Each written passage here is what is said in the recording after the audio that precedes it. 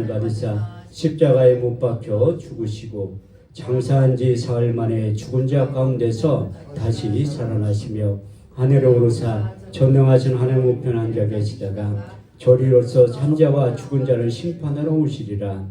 성령을 믿사오며 거룩한 공회와 성도가 서로 교통하는 것과 죄를 사하여 주시는 것과 몸이 다시 사는 것과 영원히 사는 것을 믿사옵나이다. 아멘. 이 시간 은혜 받으실 하나님의 말씀은 신약 성경 마태복음 16장 13절에서 20절까지의 말씀입니다. 마태복음 16장 13절에서 20절까지의 말씀을 제가 봉독해 올리도록 하겠습니다.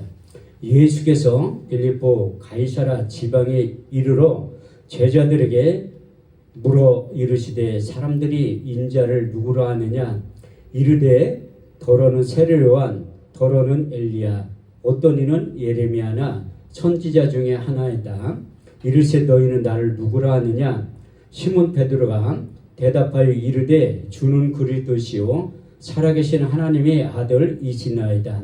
예수께서 대답하여 이르시되 바요나 시몬아 내가 복이 있도다.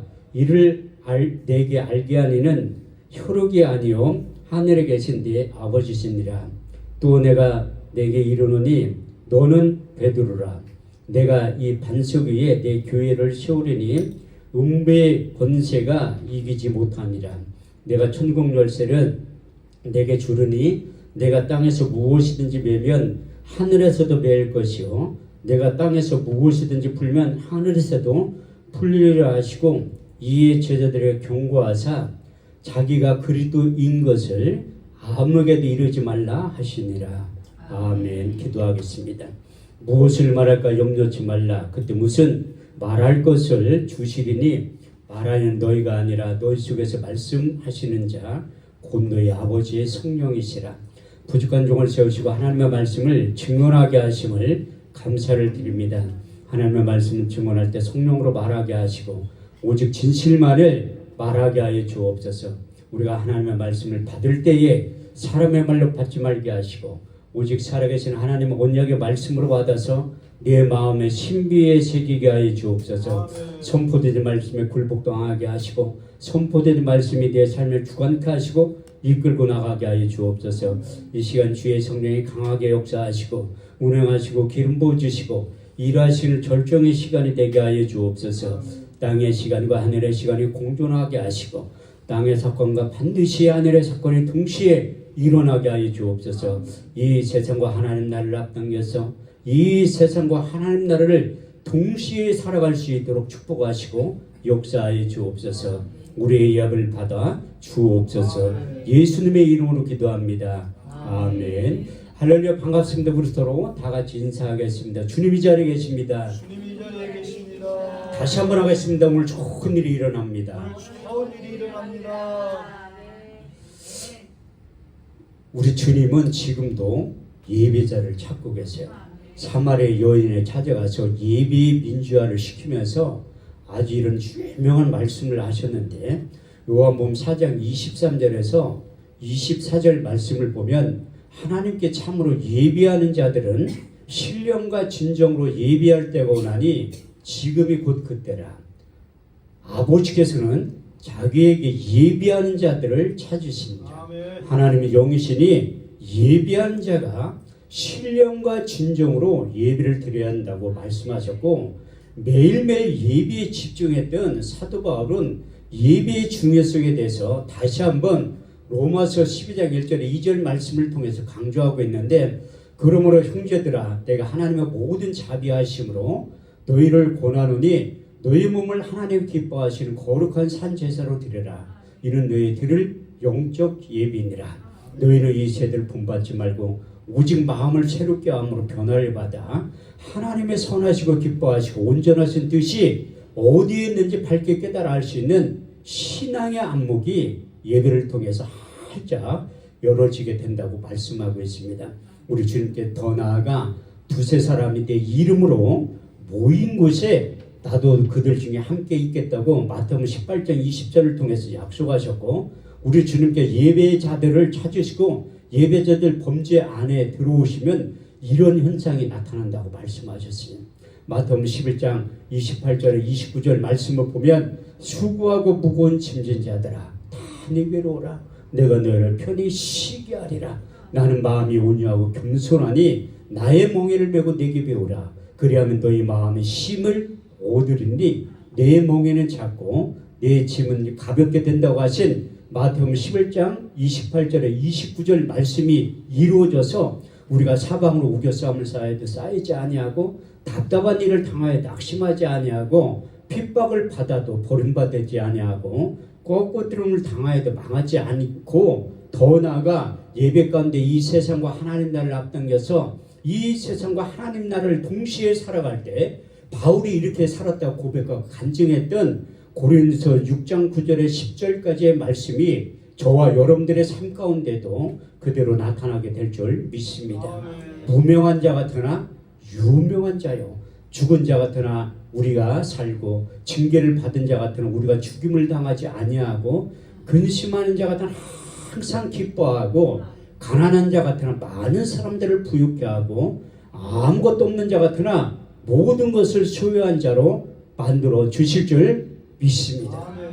제가 고등학교 2학년 때부터 그 교회에 나가야 되는데 담임 목사님이 너는 어리니까 하나님의 말씀을 부지런히 많이 읽고 그 말씀을 묵상을 많이 하라고 하더라고요. 그래서 제가 고등학교 2학년 때부터 성경을 관심 있게 읽고 그때부터 암송을 하기 시작한 거예요. 근데 지금 목사가 되고 나니까 그 성경에 대해서 조금 아는 게 굉장히 도움이 되고 말씀을 많이 묵상해서 그 우리 담임 목사님 양희철 목사님이 나에게 그리스도의 편지가 되는 방법을 제시를 하신 거예요.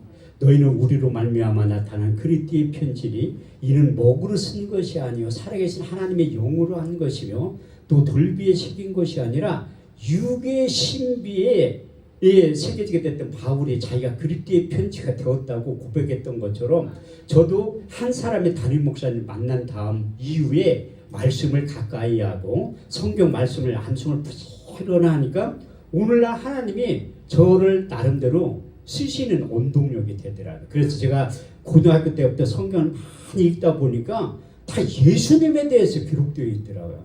구약 성경은 오실 예수님에 대해서, 신약 성경은 오신 예수님에 대해서, 요한계시록은 다시 오실 예수님에 대해서 기록되어 있습니다. 요한복음 5장 39절 말씀을 보면 너희가 성경에서 영생을 얻는 줄 생각하고 이 성경을 상고하거니와 이 성경이 내게 대하여 증거하느니라. 그래서 성경은 예수님에 대해 증거하고 있고 성경을 기록한 목적이 요한복음 20장 31절 말씀을 보면 오직 이것을 기록하면 너희로 예수로 하나님의 아들 그리스도이심을 믿게 하려 하며 또 그 이름을 힘입어 영생을 얻게 하려 하시느니라. 그 구약적은 이 표현의 여호와의 책이라고 표현하고 있는데 이사야 34장 16절 말씀을 보면 너희는 여호와의 책을 자세히 읽어보라. 이것이 하나도 빠진 것이 없고 짝이 없는 것이 없으리니 이는 여호와의 입이 이를 명하셨고 그의 신이 이것들을 모으셨다고 말씀하고 있습니다. 디모데후서 3장 15절에 17절 말씀을 통해서 우리가 말하는 성경이라는 단어가 등장하기 시작하는데 내가 어려서부터 성경을 알았나니 성경은 능히 너로 하여금 그리스도 예수를 믿음으로 말미암아 구원에 이르는 지혜가 있게 하느니라. 모든 성경은 하나님의 감동으로 된 것으로 교훈과 책망과 바르게 함과 의로 교육하기에 유익하니 이는 하나님의 사람을 온전케 하며 모든 선한 일을 행하기에 온전케 하려 하심이니라. 그래서 성경은 가까이 하면 할수록 예수님에 대해서 기록되어 있고 예수님을 사모하면 만나게 된다고 말씀하고 있습니다. 그래서 사도 바울도 예수님의 제자들 동시에 살았던 인물이지만 예수님의 제자들처럼 육신의 눈으로 본 적은 한 번도 없어요. 바울이 예수님 체험한 것은 우리가 예수님 체험한 거랑 똑같다는. 왜? 다메섹 도상에서 영으로 빛으로 찾아오신 그 주님을 만난 다음에 그가 변하여 새 사람이 되었다고 말씀하고 있습니다. 누구든지 예수님을 만나면 변하여 새 사람이 된다고 말씀하고 있는데 고린도서 5장 17절 말씀을 보면 그런즉 누구든지 그리스도 안에 있으면 새로운 피조물이라 이전 것은 지나갔으니 보라 새 것이 되었다고 말씀하고 있어요. 근데 아니 내가 나이가 이렇게 많은데 무슨 변화에 새 사람이 되냐 이렇게 생각할지 몰라도 그래서 성경은 짝이 있다고 했잖아요. 그런 연세 드신 분들 때문에 고린도서 4장 16절 말씀을 기록하는 거예요. 우리가 결코 낙심하지 않아하느니 우리의 겉사람은 낡아지나 우리의 속사람은 날로 새로워진다고 말씀하셨고, 이제 우리 주님을 만나서 변화의 새 사람 되었다고 새 사람이라는 단어가 성경에 딱 4번 나와요.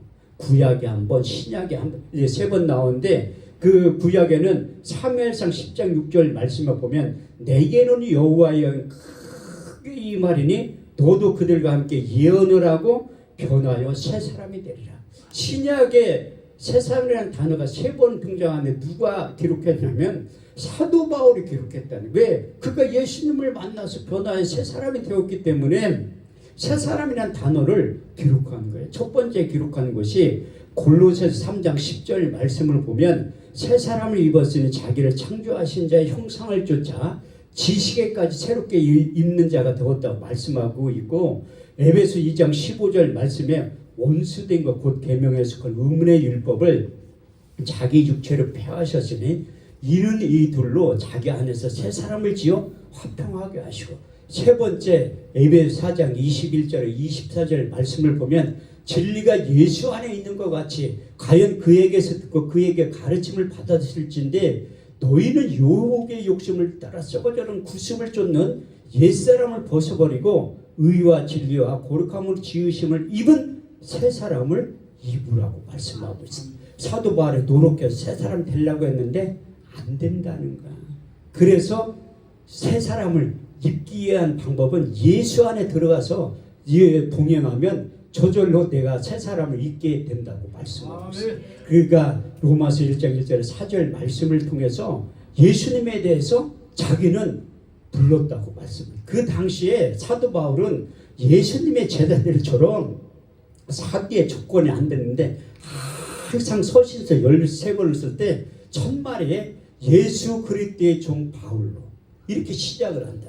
그 로마서 1장 1절에 4절 말씀을 보면 예수 그리스도의 종 바울은 사도로 부르심을 받아 하나님의 복음을 위하여 택정함을 입었나니 이 복음은 하나님이 그의 아들에 관하여 선지자들로 말미암아 미리 약속하신 것이라.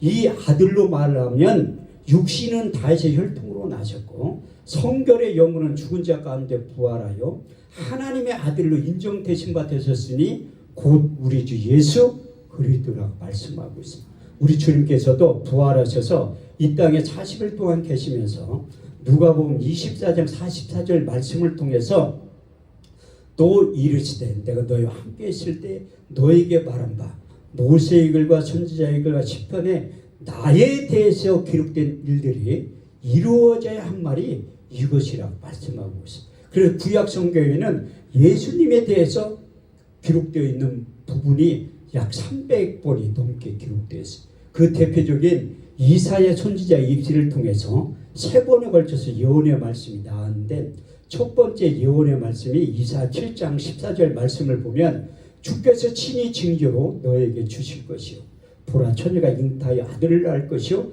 그 이름은 임마누엘이라 하리라. 그 예수의 오심과 존재에 대해서 이사야 9장 6절 말씀을 통해서 두 번째 예언의 말씀이 나왔는데 한 아이가 우리에게서 낳고 한 아들을 우리에게 주신 바 되었는데 그 어깨는 정사를 메었고 그 이름은 기묘자라 모사라 전능하신 하나님이라 영존하신 아버지라 평강의 왕이라 할 것입니다. 마지막 세 번째 그 예수가 인류의 대속물로 나타나서 십자가의 죽으심과 그 과정과 이유에 대해서 이사야 53장 1절에 6절 말씀을 통해서 세 번째 예언의 말씀이 등장하고 있는데 우리의 전한 것을 누가 믿었느냐 여호와의 발이 네게 나타나느냐 그는 주 앞에서 자라나기를 연한 선 같고 마른 땅에 낳은 줄기 같아서 곤 모양도 없고 풍채도 없은즉 우리 보기에 흠날 만한 아름다운 것이 없도다. 그는 멸시를 받아 사람에게 실어버린 바 되었으며 간구를 많이 겪었으며 질고를 한 자라.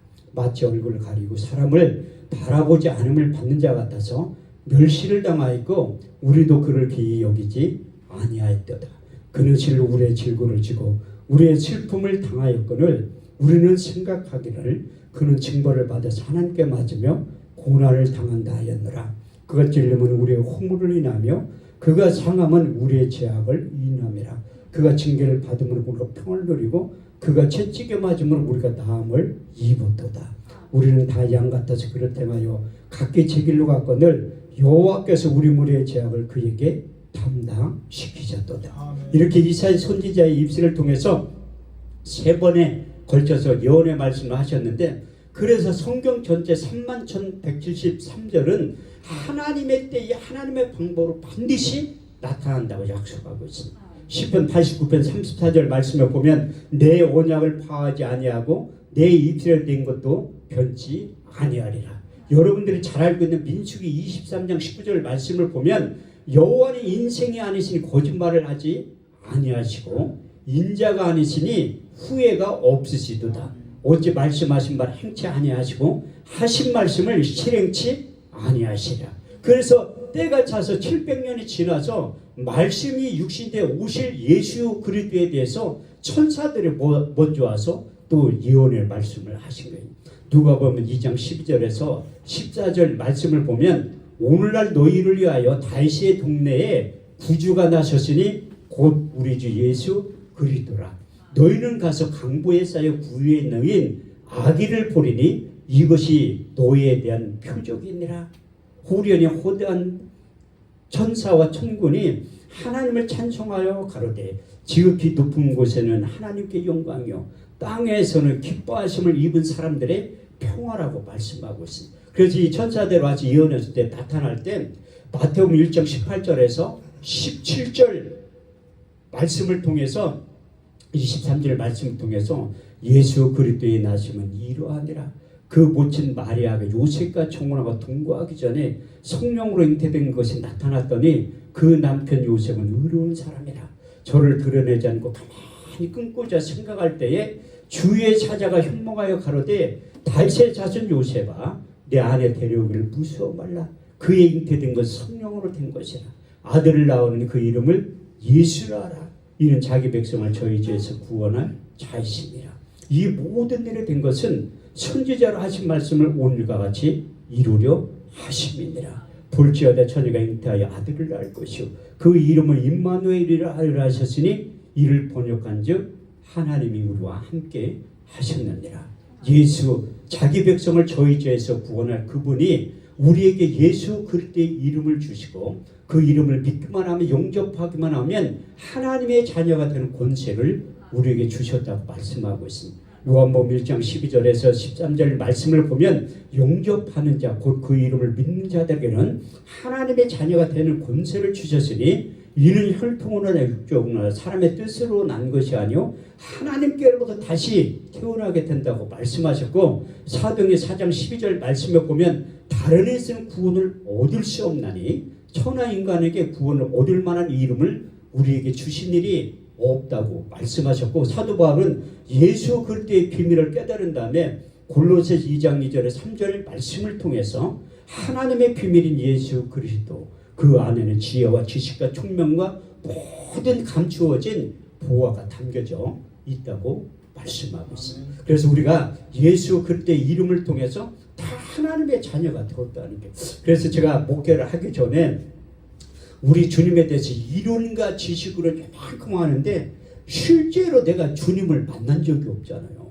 나는 이주하면서까지 목회를 못할 것 같더라고요. 그래서 사도행전 1장 1절에서 8절 말씀을 보면 데오빌레여 내가 전에 쓴 글에는 예수께서 행하시며 가르치기를 시작하신부터 택하신 사도들에게 성령으로 명하시며 승천하신 일까지의 일을 기록하였느냐. 해 받으신 후에 친히 사심을 나타나사 40일 동안 보이며 하나님 나라에 대해서 말씀하시느니라. 사도와 같이 보이사 저에게 분부하여 가라사대 예루살렘을 떠나지 말고 너희에게 들은 바 아버지의 약속하신 것을 기다려라. 요한은 물로 세례를 베풀었으나 너희는 몇 날에 곧대로 성령으로 세례를 받게 될 것이다. 저희가 모였을 때 예수께 여자가 가로되 주께서 이스라엘 나라에 회복하심이 이때니까 아니 예수께서 가라사대 때와 기한은 아버지의 자기의 권한에 두었으니 너희는 알 바 아니요 오직 성령이 너희에게 임하시면 너희가 권능을 받고 예루살렘 온유네와 사마리아 땅 끝까지 이르러 내 증인이 될 것이다. 그래서 아니 예수 증인이 돼야지 예수를 말하는데 나는 예수를 만난 적이 없잖아요. 그래가지고 제가 성서 현장 연수를 갔다 왔다니까. 남들은 성지순례라고 하는데 저는 고급 단어를 써가지고 성서 속에 현장 연수를 갔다 온 거예요. 딸내미하고 같이 데려가가지고 그래 비아 돌로로사 빌라도 법정에서 골고다 언덕까지 출발하기 전에 기도하고 싶은 사람이 있으면 손들어 보라고 하더라. 그때 내가 손을 번쩍 드니까 우리 딸내미가 내 옆에 아빠 창피하게 뭘 기도를 하려고 해. 다른 목사님들이 하게 됐듯이. 그럼 나는 꼭 기도를 하고 싶더라고. 그래서 이사야 53장 1절에 6절 말씀을 묵상하기 시작. 근데 막 울더라고 사람들이. 그래서 환경이 중요한 거야. 내가 아까 이사야 53장 1절에 6절 말씀할 때 우는 사람 한 명도 없잖아. 그만큼 성서 속에 현장으로 들어가니까 이게 마음의 감동이 일어나는 거예요. 그래서 기도하고 그 9박 10일 동안 다 돌아다녔는데 예수님을 만나지 못한 거야. 그래서 내가 그 양평 금식 기도원에 가니까 하나님의 말씀이 여기 붙어 있더라고요. 잠언 8장 17절. 나를 사랑하는 자들이 나의 사랑을 이루며 나를 간절히 찾는 자가 나를 만나게 될 것이다. 그렇게 써 있더라고요. 내가 거기 처음 갔을 때요. 하나님한테 기도했어요. 하나님 나 거기에서 목사 되면 설교 한 번만 시켜줘요. 그렇게 했는데 내가 115번 설교했어요. 양평기도원에서. 우리나라에서 5등 안에 든다니까 설교 가장 많이 한 거. 제가 주일날 저녁에 2년도 설교하러 갔어요. 근데 왜 잘렸냐면 여의도 순복음께서 인수한 다음에 이제 조영규 목사님 그 설교 내용을 튼다고 나 이제 그만 오라고 하더라고. 그래서 내가 그 다음에 한참 있다가 금요 철회하고 토요 집회를 해둘라고 해서 그렇게 한 거예요. 다른 강사는 연합 집회할 때 1시간씩밖에 못 하거든요. 저는 그 엄교 목사님 동생 그 엄교선 목사님하고 엄모 목사님 문영자 목사님이 매일 설교하라고 해서 매일 설교한 거예요. 월요일날 저녁엔 특히 나한테 하래. 왜냐니까 현찬이 강사가 하면 다 도망간대. 앞에 하늘산 기도원이 있지, 앞에 강남 금식 기도원이 있지. 그래가지고 내가 월요일날 저녁 때 하면서 주저앉히는 거예요. 그렇게 한 다음에 매일 설교를 하는 거예요. 짧게는 6번에서 8번 설교를 했대. 그렇게 설교를 많이 한 사람 4번 한 사람이 있거든. 이일조 목사님이라고. 월요일날부터 목요일날부터 그분 4번밖에 안 하는데 나는 기본이 6번, 8번 했어요. 그래서 그 엄기서 목사님 내가 설교를 20번 한번 해볼게요. 월요일날 새벽부터 금요일날 저녁 때까지 20번 내가 설교를 해본다니까 안 된대. 그렇게 설교를 할 수, 아니 20번이 아니라 200번도 할 수 있다니까 안 된다는 거야. 한 8번만 하고 말을 해. 그 마제든 오선이 8번이나 8번만 하고 말은 거예요. 근데 하나님이 여러분들 지나가면서 기도하는 거 다 듣고 있다니까요. 저는 민수기 14장 28절 말씀을 확실히 믿는 목사 중에 한 사람이에요. 너희 말이 내 귀에 들는 대로 행해 주시면 그 약속하는 거. 그래서 제가 한호산 기도원도 삼각산 미럴 기도원도 저기도 양평 금식 기도원도 가서 지나가면서 기도했잖아요. 그런데 내가 그 강남 금식 기도원하고 갈매산 기도원하고 천보산 기도원도 설교를 해보고 싶은데 아이고 나 안 불러 나를 안 부르더라고. 근데 오살레 기도원에서 설교했는데 찾아왔어요. 천보산 기도원 원목 목사님이. 내가 누구냐고 물어보니까 천보산 기도원 원목이래. 내가 화요일날 새벽에 예배 그 설교를 듣고 목사님 한번 우리 기도원에 한번 모시려고 전화번호 좀 가르쳐 주려고 하더라고. 나 기도원에서 전화번호 절대 안 가르쳐 주거든요. 그런데 나도 거기 쓰고 싶으니까 얼른 가르쳐 줬어. 언제 부를까 내가 전화 기다리고 있는데 아직도 안 오더라고.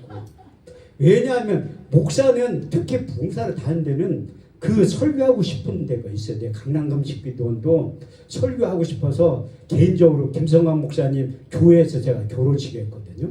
그래서 김성환 목사님 생겼는데 찾아가 목사님 나 거기 기도원에 설교 한 번만 하게 해주세요. 얘기하니까 안 된대. 교인이 몇 명하고 물어보더라. 여기 설교하려면 1000명 넘어야 된대. 조금 안 된다고 하니까 1000명 되면 오래. 아니 내가 1000명 되면 그걸 뭐 하려고 오라는데 부작용 하려고. 그래도 내 마음속에는 설교하고 싶은 데가 있어요. 거기 갈멜산하고 천보산하고 강남금식 기도원하고 교회는 여의도 승복음께서 설교하고 싶어. 내 신학교 다닐 때 우리 학생들하고 같이 돌리면서 하나님 꿈이 대성전에 설교 한번. 근데 50%는 갔다니까요. 바울 성전에서 설교를 해봤잖아. 밤 12시부터 2시 40분까지. 거기도 3,000석이에요. 3,000석이라고.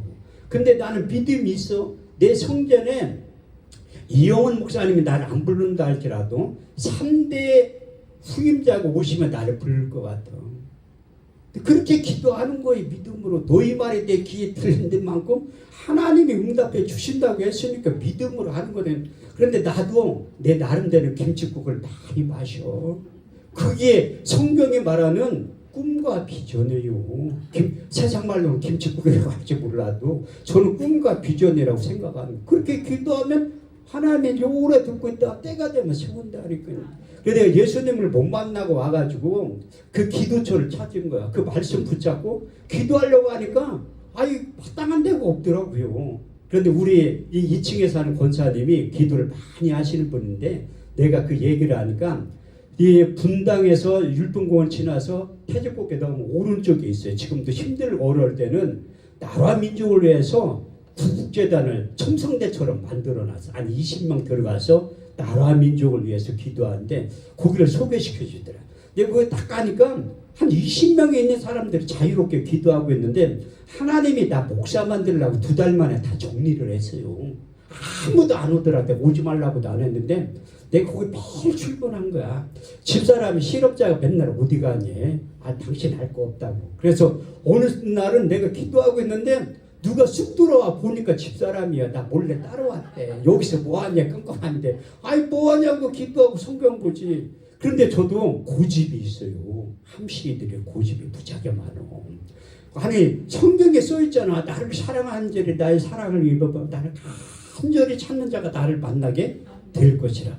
이사야 55장 6절에 7절에 너희는 여호와를 만날 만한 때에 찾으라. 가까이 계실 때 그를 부르라고 해서 1년을 넘게 가서 성경 보고 기도한 거예요. 근데 14개월 때 되는 날 사도행전 9장, 사도행전 22장, 사도행전 26장 사건이 저에게 임하게 된 거예요. 바울이 다메섹 도상에서 빛으로 영으로 찾아오신 주님을 만났던 것처럼 저도 빛으로 찾아오신 우리 주님을 만난 거예요. 그때 우리 주님께서 2가지의 말씀을 먼저 경험시키고 체험시키고, 첫 번째는 베드로후서 3장 8절 사랑하는 자들아 주께는 하루가 1000년 같고 1000년이 하루 같은 이 한 가지를 잊지 말라. 두 번째 시편 90편 4절 주의 목전에 1000년이 지나간 어제 같으며 밤의 한 경점 같을 뿐입니다. 우리 주님하고 같이 내가 어디 같이 이런 설교 잘 안 해요. 왜냐하면 또 신령한 척하는 목사 왔다고 해서 잘난 척한다고 할 때 안 한. 여기는 다 안목이 열린 믿음의 사람들만 있기 때문에 이 간증을 하는 거라는 거예요. 그런데 우리 주님하고 5분 정도 얘기를 하고 난 것 깨어나니까 8시간이 지났어요. 나는 그때 하늘의 시간 개념을 우리 주님께 처음 시킨 거야. 그때 우리 주님께 나에게 말 잘할 수 있는 능력을 주신 거예요. 5가지의 말씀을 육의 신비에 새겨주셔서 첫 번째가 너는 스승으로서 목회하지 말고 아비의 심정을 가지고 목회를 하라는 거예요. 고린도전서 4장 15절 말씀에 보면 그리스도 안에서 1만 스승이시되 아비는 많지 아니하니 내가 복음으로서 너희를 낳으시매라. 또 두 번째 바울에게 주셨던 말 잘할 수 있는 능력을 주신 거야. 고린도전서 2장 4절에서 5절 말씀을 육의 신비에 새겨주셨는데 내 말과 내 전도함이 지혜의 권하는 말로 하지 아니하고 다만 성령의 나타남과 능력으로 하여 너희 믿음이 사람의 지혜에 있지 않고 하나님의 능력 가운데 있게 하려 하였느라. 세 번째, 예수님이 온 목적과 사단마귀 귀신이 이 땅에 온 목적에 대해서 너는 자세히 알고 그 일을 하게 될 것이다. 요한복음 10장 10절 말씀을 육의 신비에 새겨주시고 도적이 오는 것은 도적질하고 죽이고 멸망시키려는 것뿐이요 내가 온 것이 양으로 생명을 얻게 하고 더 풍성히 얻게 하려 하심이니라. 네 번째는 너는 헛소리하지 말고 하나님의 말씀만 전하라는 거예요. 요한복음 3장 34절 말씀은 육의 신배시거든. 하나님이 보내시는 하나님의 말씀을 하나니 하나님의 성령을 한량없이 부어주십니다.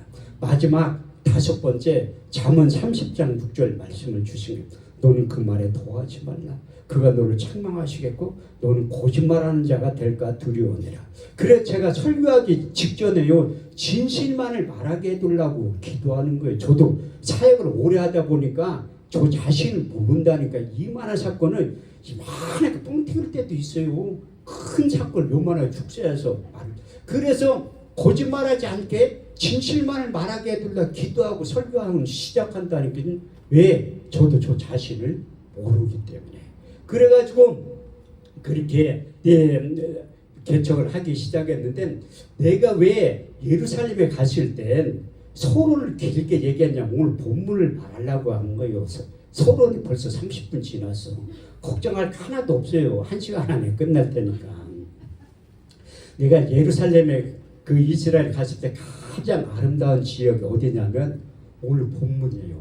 본문 내용 가운데 그 이스라엘에 빌보 지역이 2군데가 있어. 남쪽에 그 가이사라 빌보가 있고 북쪽에 시리아 국경 지대에 있는데 여기는 이 가이사라 빌보 지역이 북쪽에 있는 거예요. 그 남쪽에도 항구가 있어 빌보라고. 근데 그 시리아 국경에서 홀몬산에서 만년설에서 물이 떨어져가지고 그 얼음이 다 녹아가지고 그리로 내려가는 거예요. 그래서 이집트나 그 옆에 요르단은 물이 별로 없는데 이스라엘은 물이 그렇게 풍부하다니까 중동 지역에서. 근데 예수님이 자연 대신방을 간 거예요.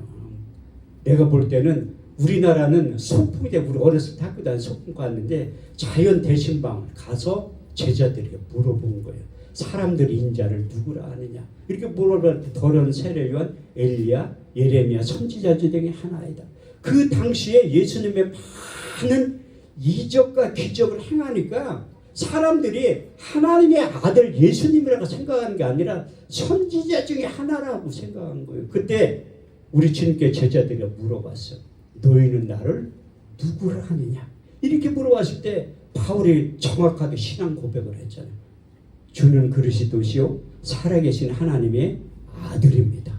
이 신앙 고백하는 거 쉬운 거 아니에요. 그때 우리 주님께 칭찬을 했잖아. 베드로에 이를 알게 하는 내 혈육이 아니요 하늘에 계신 내 아버지께서 알게 하셨기 때문에 정확하게 신앙 고백을 했다고 우리 주님께서 말씀하셨어요. 사도 바울도 로마서와 고린도 전서를 기록할 때 3차 전도 여행을 마치고 로마서하고 고린도 전서를 기록했는데 고린도 12장 3절 말씀을 통해서 하나님의 영으로 말하는 자는 예수를 저주할 자라 하지 아니하고 성령으로 아니하고는 예수를 주로 시인할 수 없다고 말씀하고 있습니다. 그래서 사도 바울은 전도 여행을 다니면서 많은 사람들에게 복음을 전하면서 입으로 시인하게 만든 거예요. 로마서 10장 9절에서 10절 말씀을 보면 내가 만일 내 입으로 예수를 주로 시인하며 하나님께서 죽은 자 가운데 살리신 것을 내 마음에 믿으면 구원을 얻으리니 사람이 마음으로 믿어 위에 이르고 입으로 시인하여 구원에 이르게 된다고 말씀하고 있어요. 저도 병원 같은 데 신방 오라고 해서 갈 때 암 걸려서 호스피스 병들어 다 죽어가면서도 예수 믿어야 산다고 해도 입으로 시인 안 해요. 그만큼 예수를 주로 시인하는 게 어렵고 힘들 거라니까요. 그래서 사도 바울이 또 한 번 에베소 2장 8절에 9절 말씀을 통해서 내가 만일 그리스도의 은혜를 알거니와 그 하나님께서 입으로 시인하게 하는 것도 결코 쉬운 일이 아니라고 말씀하고 있습니다. 그래서 저도 교회에 처음 갔을 때 처음부터 입으로 시인한 게 아니라 1년 선배한테 두드러 맞을 갭이 때 교회에 끌려간 사람이라니까요. 그래서 하나님은 전도에 미련한 것으로 구원 얻은 자들을 하나님이 기뻐하신다고 고린도전서 1장 21절 말씀을 통해서 우리가 말도 안 되는 방법을 통해서 하나님은 전도하게 만드시는 거예요. 그래서 여러분들 나가서 부지런히 전도해야 할 이유가 무엇인가 하면 아니 우리가 전도하면 열매가 맺지 않는데 어떻게 아니 저는 형제들을 위해서 지금 40년을 넘게 기도하고 있어요. 근데 구원받은 사람은 한 명밖에 없어. 제 바로 위에 누나밖에 없어요. 왜? 누나도 어떻게 우리 교회 설립 예배 드릴 때도 안 온 사람인데 하나님이 이제 환경을 통해서 육체의 질병을 친 거야. 우리 교회 성남에서 목회할 때 찾아오더니 나 좀 살려둘래. 무슨 일이라니까 자기가 불면증이 걸려가지고 병을 다 찾아. 아이 우리 누나가 무지하게 똑똑해요. 자기가 의사여 면허증 없는 지금도 유튜브 뭐 의학서적을 봐가지고 의사 말도 안 들어. 자기가 먼저 처방 내리고 약도 자기가 다 한다니까요. 의사들이 제일 싫어해. 의료 지조병을 지금도 다녀요. 그때 그렇게 다니고서 현대의학으로 안 되니까 나를 찾아와서 살려달라는 거. 그럼 누나, 이 목사들은 이 담대히 선포를 해야 돼. 믿음으로. 나하고 일주일 동안 여기서 예배드리면 하나님이 깨끗하게 고쳐줄 거야. 아니 믿음으로 시인하니까 듣는다니까요. 왜? 아유 현대의학으로 못 고치는데 이제는 하나님이 살려준다고 하니까 담대히 선포하니까 믿지.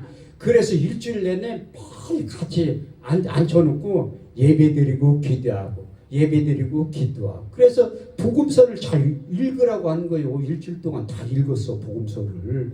그러면서 만약에 안 나서면 나도 힘들잖아.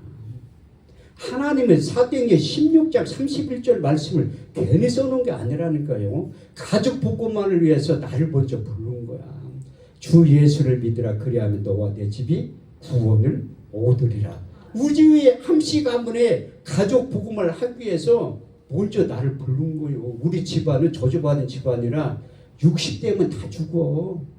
아버지도 60에, 엄마도 60에, 삼촌 고모도 60에, 큰형도 60에 죽었어.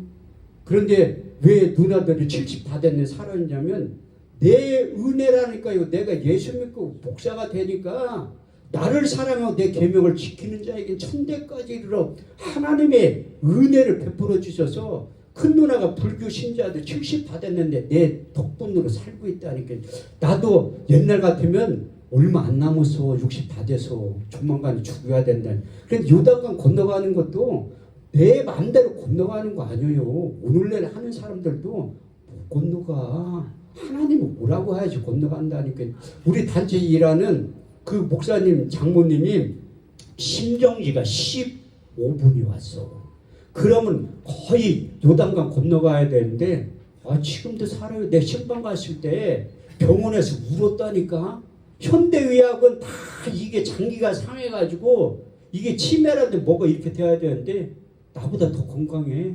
멀쩡하다니까. 이게 하나님의 은혜요. 그분이 80대 중반인데도 아직까지 자녀들을 위해서 기도할 사명이 있기 때문에 안 데려간다고 생각하는 거예요. 그래서 하나님이 그 예수의 이름을 주고 우리에게 시인하게 만드는 거예요. 여러분들 예수를 주로 시인했기 때문에 이 자리에 있는 거라니까. 근데 그만큼 힘들어.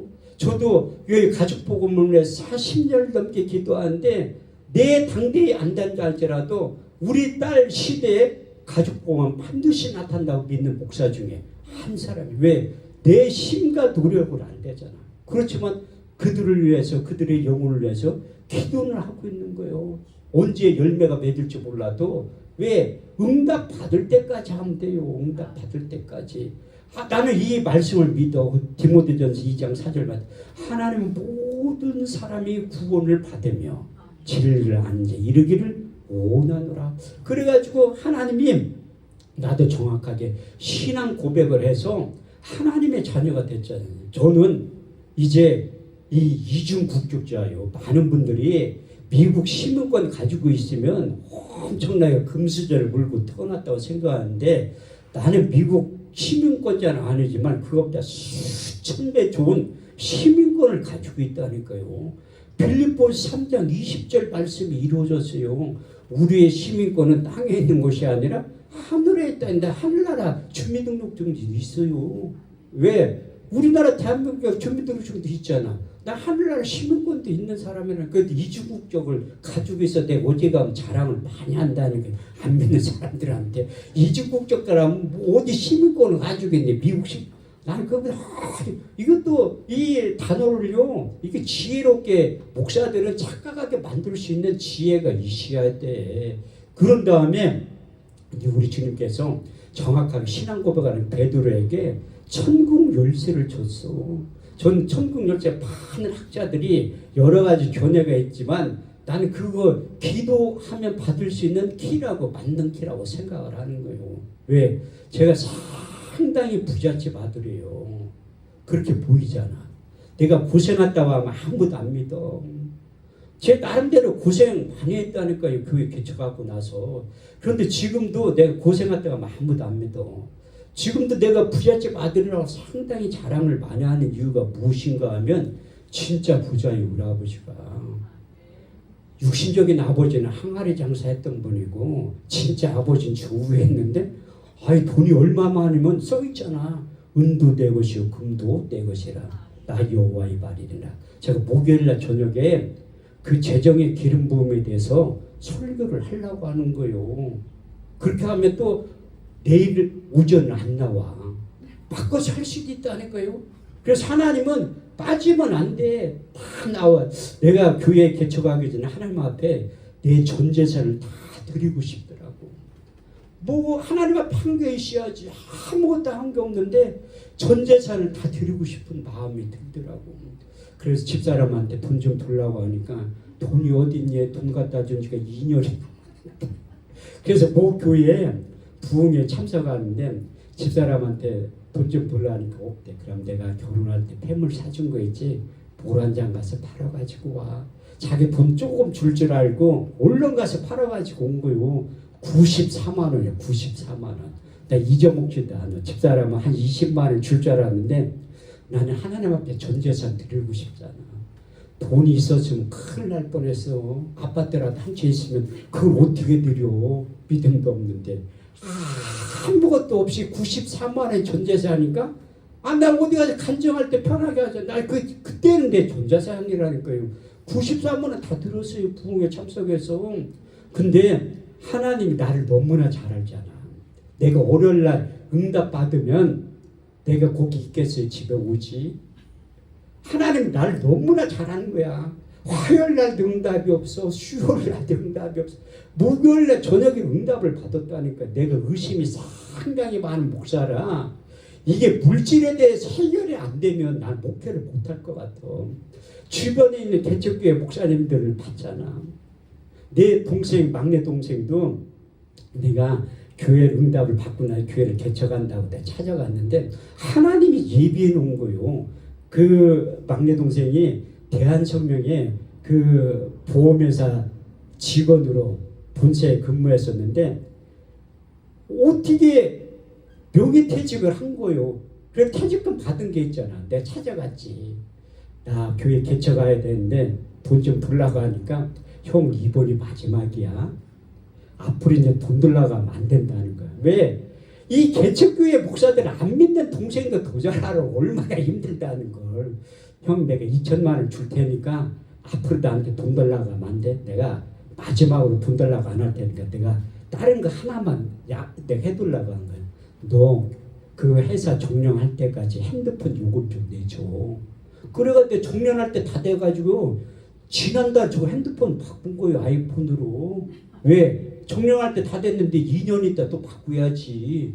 그래서 20년째 핸드폰 요금 내주고 있다니까. 난 그 동생한테 믿지 않지만 충성할 기회를 주는 거예요. 하나님을 위해서. 내 보물을 하늘나라에 쌓아둘 수 있는 충성할 기회를 주는 거라니까.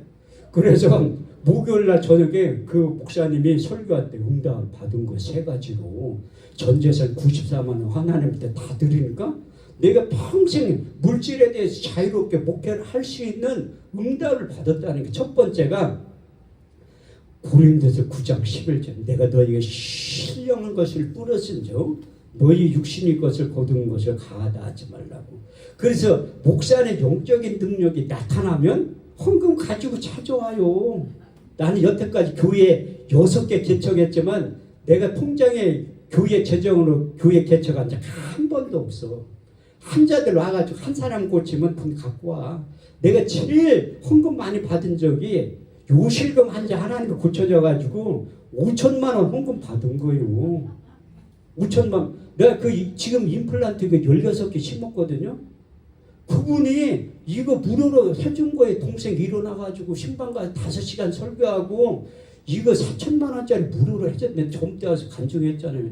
그분이 기도원 세울 때도 2천만 원 헌금해줬어요. 내가 찾아가서 이제 당당하게 얘기했지. 원장님 내가 충성할 기회를 드릴 테니까 충성 좀 하라니까 아니 그동안 충성 많이 했는데 뭘 또 충성을 안 해. 그래가지고 그분한테 왜 있는 분들한테 충성할 기회를 드려야지. 우리 교회도 뭐 교회에서 행사한다고 충성할 기회를 드린다고 하면 아멘 소리 무지하게 해. 없는 사람들은 어차피 안 할 거 뻔. 돈 있는 사람들은 절대 아멘 안 해요. 또 아멘을 해도 몰라. 남자 집사님 나는 집에 갔다 오야지 알아. 경제권은 예수님 당시에도 경제권을 여자가 가지고 있어요. 누가복음 9장 2절에 3절 말씀을 보면 예수님을 섬겼던 사람들이 여자야 다. 헤롯의 청지기 구사의 아내 요한나와 수산나와 그의 많은 여자들이 자기들의 소유로 예수님을 섬겼다고 말씀한. 그 2000년 전에도 여자들이 경제권을 가지고 있고 우리 교회 성도들도 경제권을 여자들이 가지고 있어요. 그래 남자 집사님들이 아멘 해봤자 난 믿지도 않아. 집에 갔다 오야지 아는데. 그래서 하나님이 나에게 신령한 영적인 자원을 주신 다음에 사도 바울도 그렇게 간증한 거예요. 고린도전서 사도 바울이 기록한 건데. 그래서 신령한 것을 뿌릴 줄 알으면 육신의 것을 거두는 걸 가다만.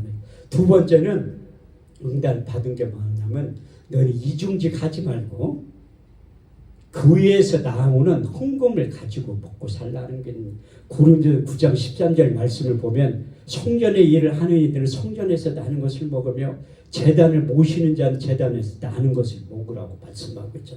제가 목회 21년 동안 하면서 우리 형제들이나 주변에 있는 사람들은 다 니네는 맨날 먹고 노는 것 같은데 어떻게 사니? 네 집사람도 먹고 놀고 나도 먹고 노는 것처럼 보인대. 그런데 사는 거 보면 신기하대. 제 위에 막내 배영이 야 우리는 둘이 부부가 열심히 일해도 먹고 살기 힘든데 왜 그래?